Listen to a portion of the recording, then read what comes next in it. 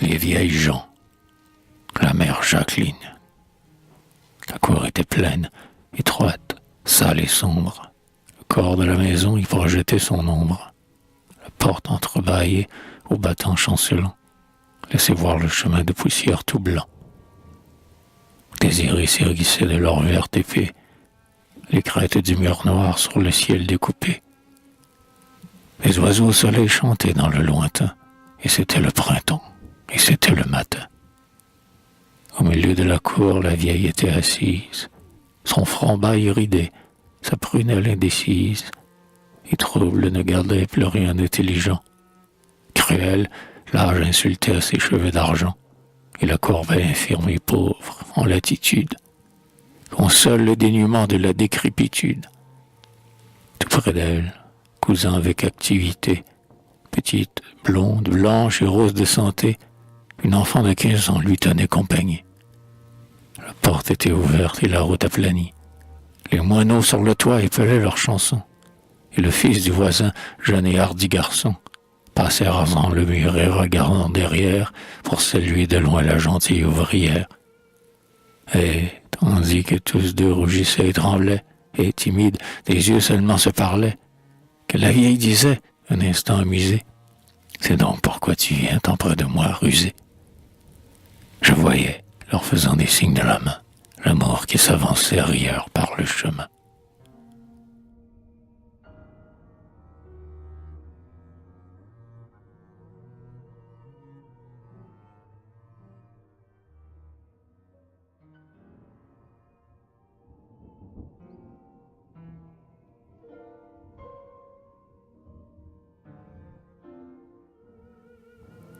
Le grand-père. Il vivait pauvre, seul, sans amis, sans famille, avec le dernier fils de sa petite fille, frêle enfant qu'autrefois il avait pris mourant sur le lit où la mère était morte. Cet homme était très vieux, très doux, très bon, très triste, et comme il avait à te réveiller toujours, très ignorant. Plus courbé, plus usé par sa longue misère que par ses ans, n'ayant jamais le nécessaire, pleurant ceux qu'il aimait tous tomber avant lui. Ce vieux, sur ce petit, concentrait sa tendresse, et c'était son bonheur, sa joie et son ivresse, son espérance et son appui. Dans la naïveté des âmes ingénues, la colère et la peur leur étant inconnues, ils vivaient l'un par l'autre heureux, calmes et fiers. Dans la petite chambre où nul air respirable n'entrait, où tout était sordide et misérable, où le pain et le feu manquaient tous les hivers, il riait par moments de ce rire splendide qu'ont le cœur innocent et la lèvre candide. Cheveux blonds, tête blanche, on ne les voyait pas l'un sans l'autre, l'enfant sans l'aïeul. Le dimanche d'été, quand le soleil ne perce plus les branches, ensemble ils allaient pas à pas. Et chaque jour, le long de la rivière, gaule en main, sueur au front, la corde sur l'épaule, ils traînaient leur bateau vivier, et les pêcheurs déchargeaient tour à tour leurs filets et leurs nasses. Le métier est mauvais, rude et plein de menaces. Le vent, le froid, le chaud, le brouillard, les fraîcheurs, tout leur était danger, chute, accident, naufrage. Mais ils n'y pensaient pas. Allons, petit, courage, criait le vieux. L'enfant qui tirait bravement chantait. Un soir brumeux, grosse et terne, la rivière, le vieux brancha. L'enfant, la tête la première, roula dans le gouffre écumant. La nuit était fort sombre et le flot très rapide. On ramena le vieux brisé, presque stupide. Au matin seulement, on retrouva l'enfant. Le grand-père entra comme ceux qu'on exile dans la vie. Il n'avait plus de pain, plus d'asile. Mais c'était un de ces tendres cœurs qu'étouffant, blessent, torturent et qui, malgré leur épouvante, du mal, gardent la foi, cette force fervente. Il ne se plaignit pas lorsqu'il recommença. Seul et plus faible encore, sa tâche journalière, il disait en joignant ses deux mains en prière, « Que voulez-vous? C'est comme ça. »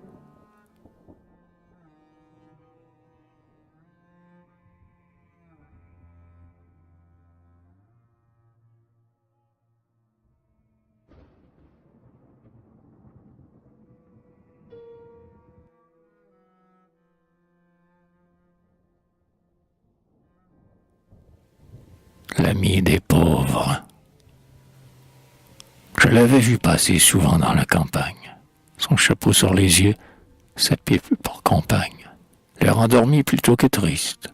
J'avais su que chaque soir, toujours fumant et solitaire, il buvait, l'œil atone et tourné vers la terre, sans nul souci d'être aperçu. Et devant sa vieillesse et sa lourde apparence, étourdiment, avec l'aplomb de l'ignorance, répétant les propos qui parlaient mal de lui, je l'avais cru sordide, ennuyeux, insensible, et j'avais dit encore « Non, il n'est pas possible qu'en ses yeux l'étincelle est lui. » Or, un soir de novembre, au milieu de sa veille, il mourut, laissant là sa pipe et sa bouteille. Nul parent, nul ami ne ferma son cercueil. Mais, comme on l'emportait sous la pluie et la neige, il vint au cimetière un immense cortège. Tous les pauvres étaient en deuil. Alors, en s'enquérant du fait et de ses causes, sur le vieux médecin on apprit bien des choses. Chaque indigent lui pleurait son bienfaiteur, et comme on bénissait au pays sa mémoire, avec main envieux de sa modeste gloire, il eut main posthume flatteur. Ce fut étrange, et moi, curieuse, étonnée, en souci du secret de cette destinée, j'allais questionnant et fouillant le passé. Oh, patient, sous qui parfois l'âme succombe, chaque couche d'ennui couvrait chez lui la tombe d'un espoir mort ou renversé. Son histoire, c'est un roman, un poème, tel que l'âme les brode en rêvant sur le thème d'un idéal amour vaincu par le devoir. Comment l'oubli lui vint plus tard, comment sa mère le put ainsi lier à cette épouse amère, je n'en ai rien voulu savoir. Ce lointain souvenir illuminait sa tête. La ruine à mes yeux attestait la tempête. C'était assez. La fin disait les premiers jours. Incendie où le feu ne pouvait redescendre, il ne fallait pas moins que toute cette cendre sur ces tisons brûlant toujours. Veuf, sans enfant, rieur l'attendant sur la porte, indifférent à tous quand sa mère fut morte, il s'éteignit, fumant et buvant tour à tour, montrant au pauvre seul ce que valait son âme, et je salue ici ce martyr de ta flamme, immortel, invincible amour.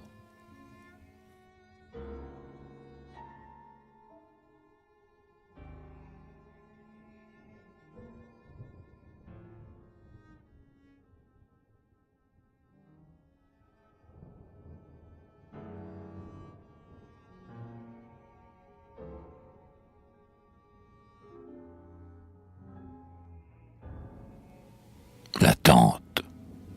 Elle était très âgée. On l'appelait ma tante. Sur la terrasse en fleurs que la vigne flottante défend du côté du chemin. Tandis qu'un bon sourire éclairait son visage, elle aimait à guetter tous les gueux au passage pour, de loin, leur tendre la main. Enfant pouilleux, vieillard malsain, porte-béquille, surtout les vagabonds qui traînent leur guenille, loqueteux, malandrins, voyous, elle les attirait avec sa douceur d'ange, et le pain de sa table et le foin de sa grange. Elle leur disait « C'est pour vous ». Sans craindre le danger de leur donner asile, elle les couvrait tous de sa bonté tranquille. « Que me parlez-vous donc d'abus? Ces pauvres gens sont miens, ils n'ont que moi. Les autres ne me regardent plus du moment qu'ils sont vôtres, et je ne prends que vos rebuts. » Hélas, piété sainte, adorable tendresse, cœur naïf débordant sous l'amour qui le presse, d'une si pure charité, pauvre tante au front blanc qu'on enterrait naguère, elle avait vu partir, au temps des grandes guerres, son fiancé tant regretté. Et vainement, jusqu'à son dernier jour fidèle, elle avait attendu de lui quelques nouvelles. Il n'était jamais revenu. Humble héros de nos fastes patriotiques, il était de ces morts, au bas des statistiques, dont on dit décès inconnu. Sans doute le besoin d'un souper ou d'un gîte, le manque de secours qu'il aurait fallu vite, du blessé à terre la faim. Toujours elle y pensait, et chaque pauvre blême lui ramenait au cœur ce mot, toujours le même. Peut-être en mourant, et il eut faim.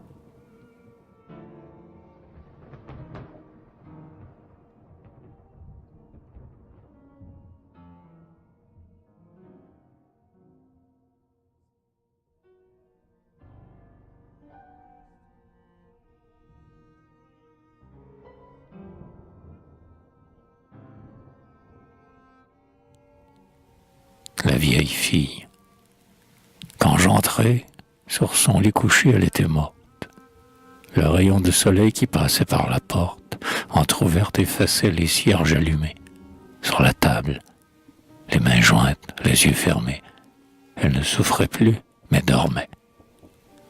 Une femme du village tout bas raccommodait son âme dans ses prières. Rien n'était encore changé. Le chat noir regardait et n'avait pas bougé. Le chapelet béni pendait à la muraille. La Vierge, le Jésus de cire, la médaille, qu'elle croyait devoir la guérir, le portrait de sa mère à côté du vieux coucou muet, toute sa pauvreté chaste et laborieuse, toujours raconter sa vie à la fois si pieuse et si morne. Jamais elle n'avait connu le plaisir ni la joie. À cet âge ingénieux où l'enfant le plus humble, le plus triste espère, elle avait dû gagner son pain. La mort du père, celle du fils aîné qui le suivit bientôt, ayant laissé la mère et le frère idiot à sa charge. On disait qu'un chagrin pire encore, le tourment de l'amour fidèle qu'on ignore ou qu'on méprise, avait en même temps jeté son ombre sur ce cœur de tout déshérité. Mais cela même était incertain, car personne ne s'en était jamais occupé. L'on ne donne de pitié qu'aux malheurs qui font événement.